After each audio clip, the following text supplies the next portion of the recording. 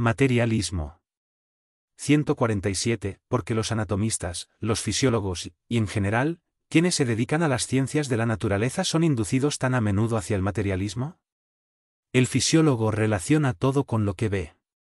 Orgullo de los hombres que creen saberlo todo y no admiten que algo pueda rebasar su entendimiento.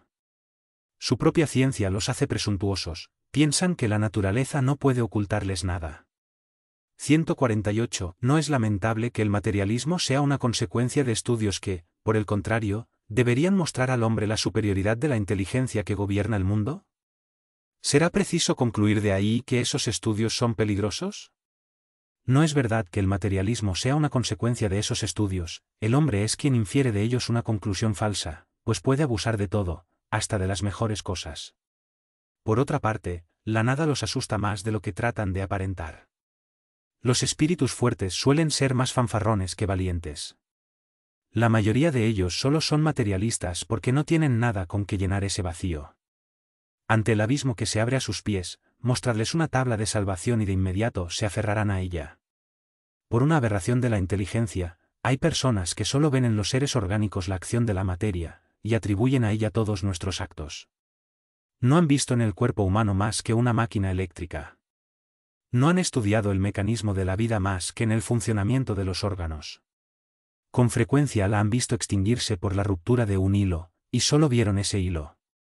Buscaron, por si quedaba algo, y como solo encontraron la materia que se había vuelto inerte, y no vieron al alma desprenderse ni pudieron atraparla, concluyeron que todo se basa en las propiedades de la materia y que, por lo tanto, después de la muerte el pensamiento ya no existe.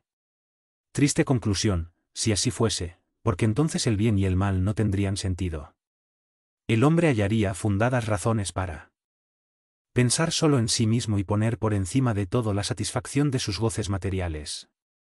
Los lazos sociales se romperían, y los más puros afectos se destruirían para siempre. Por fortuna, estas ideas están lejos de ser generales, incluso podemos decir que se encuentran muy circunscriptas y que solo constituyen opiniones individuales, pues en ninguna parte se han erigido en doctrina.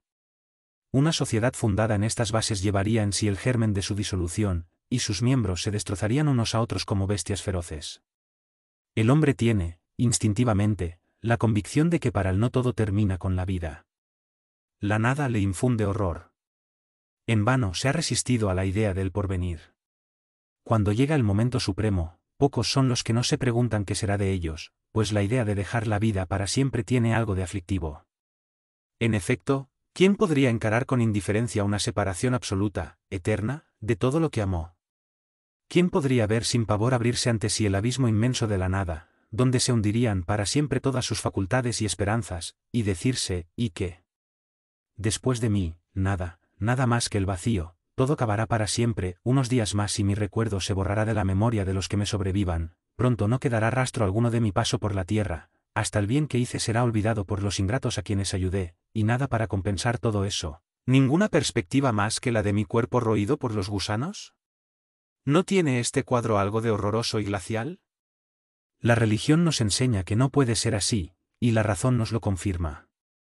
No obstante, esa existencia futura, vaga e indefinida, no tiene nada que satisfaga nuestro afán por lo positivo. Es esto lo que en muchos engendra la duda. Tenemos un alma, de acuerdo, pero ¿qué es nuestra alma? ¿Tiene una forma, una apariencia determinada? ¿Es un ser limitado o indefinido? Algunos dicen que es un soplo de Dios, otros una chispa, otros una parte del gran todo, el principio de la vida y de la inteligencia. Pero, ¿qué nos enseña todo esto? Que nos importa tener un alma si, después de la muerte, ella se confundirá en la inmensidad como las gotas de agua en el océano. ¿La pérdida de nuestra individualidad no es para nosotros lo mismo que la nada?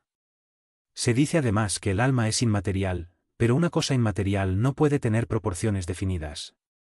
Por lo tanto, para nosotros no es nada.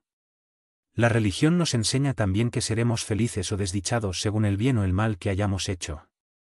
Pero, ¿en qué consiste esa dicha que nos aguarda en el seno de Dios? ¿Será una beatitud, una contemplación eterna, sin otra ocupación más que cantarle alabanzas al Creador? ¿Las llamas del infierno son una realidad o un símbolo? La propia Iglesia las entiende en este último sentido. Pero, ¿en qué consisten esos padecimientos? ¿Dónde está ese lugar de suplicios? En una palabra, ¿qué se hace, qué se ve en ese mundo que nos aguarda a todos? Se dice que nadie ha vuelto de él para dárnoslo a conocer.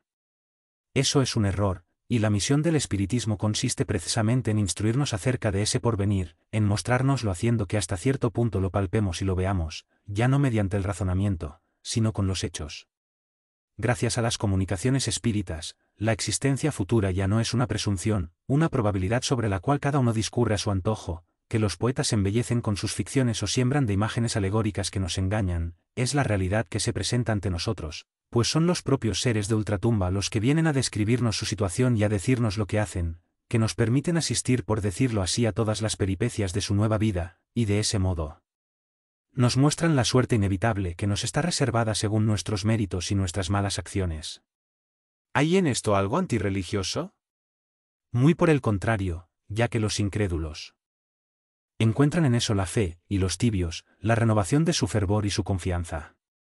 El espiritismo es, por consiguiente, el más poderoso auxiliar de la religión. Puesto que existe, Dios lo permite, y lo permite para reanimar nuestras debilitadas esperanzas y reconducirnos hacia el camino del bien mediante la perspectiva del porvenir.